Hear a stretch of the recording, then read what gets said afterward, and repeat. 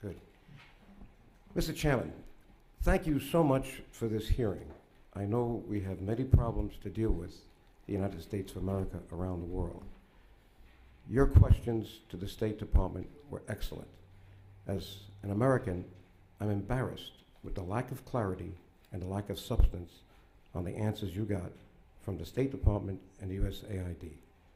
Now, you know me as an advocate for human rights, but you may have forgotten that I'm the first certified public accountant ever elected to the US Congress, House or Senate.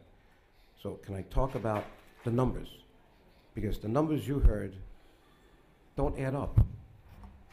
When you discover that the State Department thinks that our growth rate is less than 10% over a long period, and as you rightly pointed out, that's a 0.5% growth. Think about now the Albanian people in Kosovo and Macedonia. These have the highest birth rate in Europe today. Now, think about the fact that there is no visa liberalization. So there's no way for the youngest population in Europe to go west. They're forced to go to Turkey. But why not where there's some growth, like in Germany? That has to be resolved, number one. And think about the fact that you have this continuing adversarial relationship between the Serbs and the Albanians, at least at the government level. You heard from the State Department that they said that they see hope in integration and normalization. How can there be normalization when every opportunity Serbia gets, it says, we will never recognize the independence of Kosovo? How can you have European integration when 5 countries today out of the 28 are not recognizing the independence of Kosovo? And don't forget who the Albanian people are. They're the most pro-American, most pro-democracy, and the most tolerant people in terms of interreligious tolerance in Europe and perhaps the world today. They share 4 religions. There's even synagogues. Recent one was built in Albania. So you have Orthodox Christians, Roman Catholics, Muslims, and Jews. They intermarry. This is not a reality for the rest of Europe. This is what we should be supporting.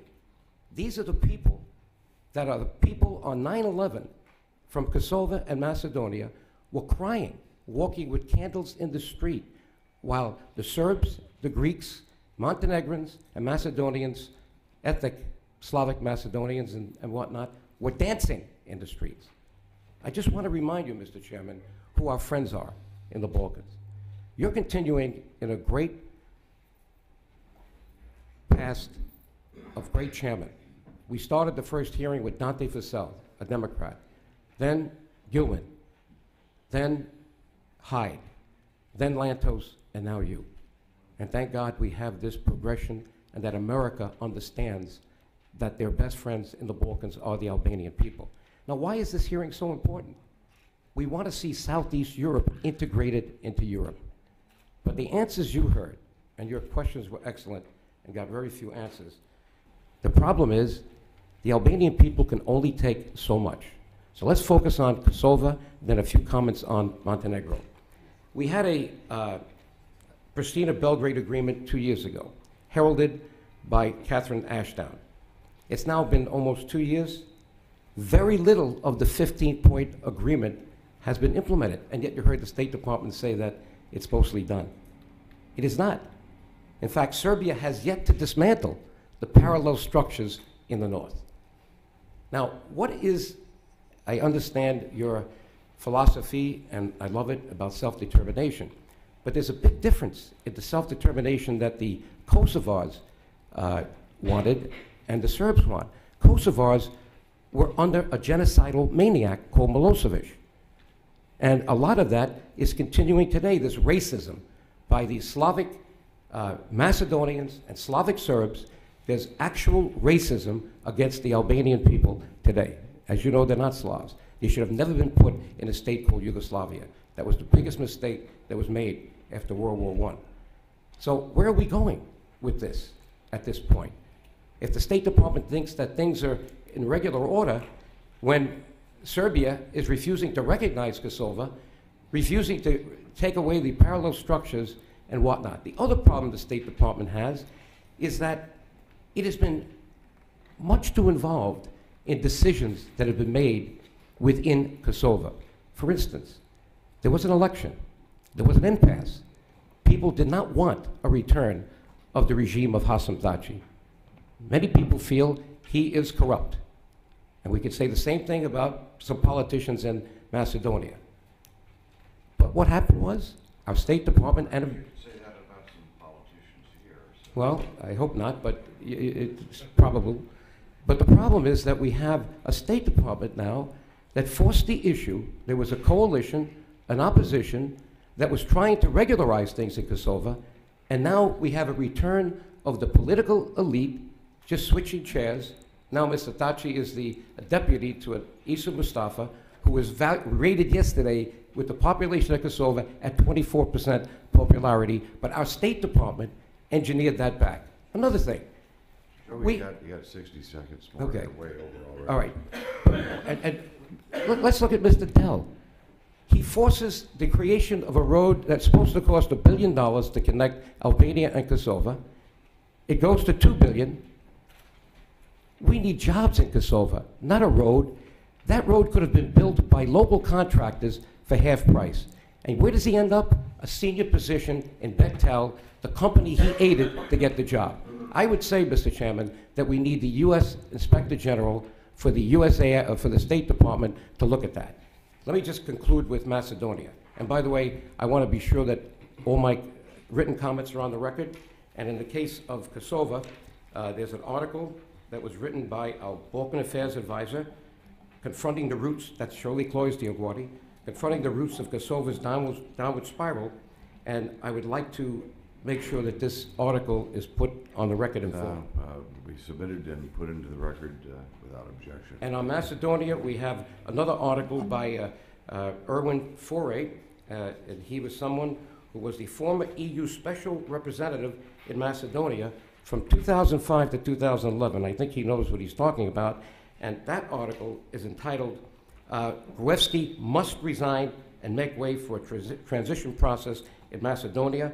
That article was dated March 23rd, 2015, so that it is recent, and the alleged corruption being talked about in that article is incredible. Will be put into the record at this point without objection. And let me conclude just on the 2 points, Kosovo and Macedonia. It's in my written comments here, but I'd like to make just one concluding comment here on both. Regarding Kosovo, if the EU is serious about integration, there must be a much more aggressive approach taken for the recognition of Kosovo by all EU countries, including Serbia. Regarding Macedonia, Albanians need to be treated as an equal partner in a state that does not have an ethnic majority. No majority. You have Bulgarians, you have Slavs, and you have the Albanians. But in that state, when it was formed, the Constitution in 1992 was formed as a Macedonian state. And that still wrinkles the Albanians today because they are not treated as equal, and that's a big problem. The only other option, Mr. Chairman, is federalization. It was talked about back in the early 90s, but what Albanians would need if they didn't get a constitution that treated them as an equal state-forming group, they want federalization that will allow them administrative, social, and financial control over their own destiny as part of a Macedonian federation of Albanians, ethnic Albanians and Macedonians. The problem we got in Macedonia is so simple, it's black and white. Macedonia is an apartheid state in the middle of Europe. The Albanians do not live with the Slavs. They live separately, but unequally. And this is the problem today. And now you have Mr. Gruevski being exposed by his own opposition Slavic leader as one of the most corrupt leaders in Europe. And the poor Albanian people are sitting there trying to figure out where we fit in all of this. Joe, thank you for your testimony. Thank you so much for this opportunity. Well, I will proceed with some questions, and then Mr. Meeks will follow. And if there's a second. Well, let me reflect on what you said and what Mr. the voters. You know, 60%, when you talk about the young people of Kosovo and Macedonia, you're talking about 60% unemployment. Think about that.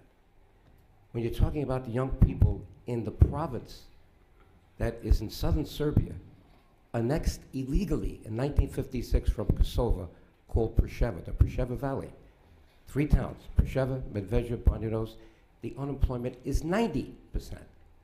Now, how much longer can the Albanian people put up with this kind of isolation, no jobs, with the highest birth rate in Europe? This is why the United States has to continue to be present aggressively in the Balkans to protect them. They have American values. They are the most multi-religious, tolerant people in Europe. And I dare say, the way the Albanians in the 15th century prevented the Ottoman Turks, the barbaric Ottoman Turks, from taking over all of Europe, don't forget, they took over Albania, but the Albanians wore them down for 25 years. Remember what Mehmet II said in 1453 when he took Constantinople and no one believed it could be done. He said, now we will make St. Peter's Basilica a stable for our horses.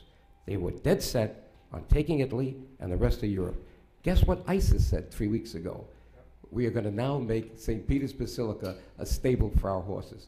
500 years, nothing's changed. The only people in Europe today that are going to keep ISIS out of Europe are the Albanian people, and they're doing it right now.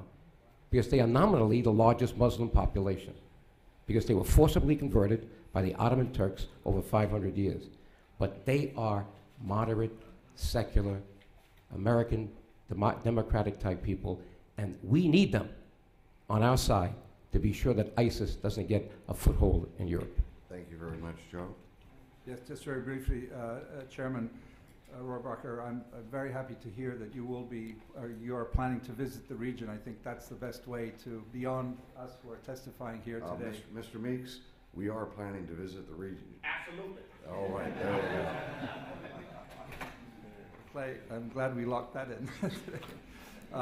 So you will genuinely see for yourselves, and obviously you'll be meeting everyone from government to non-governmental organizations to representatives of our minorities and our business people, which is very important. I'd just like to mention that in Belgrade in September there will be a meeting of business people with all the prime ministers of the region called Southeast European Compact that was supposed to be held in March but was delayed. It's about the credibility of the West, may I put it, of both the European Union and the United States to see to it that these countries are finally integrated. I think there is a way to move this forward more quickly. The countries have 90% of the obligations to reform themselves, to put their institutions, to consolidate them, make them as democratic as possible, and for the citizens to be engaged and see to it that their elected officials are accountable and responsible. Finally, I think the whole region, all of these countries individually, have decided and have joined the community of values that represents the transatlantic community, and I think that is the basis of the fact that that one can be cautiously optimistic that we are moving in the right direction. Mr. Chairman, can I just make one concluding comment? Mr. Vajota has to understand that Serbia works overtime to keep Kosovo out of the United Nations, although 106 countries have recognized it, and to keep them out of all European institutions. They want them completely isolated, so how could we say that we're happy with normalization and stabilization? But I promised both of you the last minute, and so we're going to give you an extra 30 seconds to answer.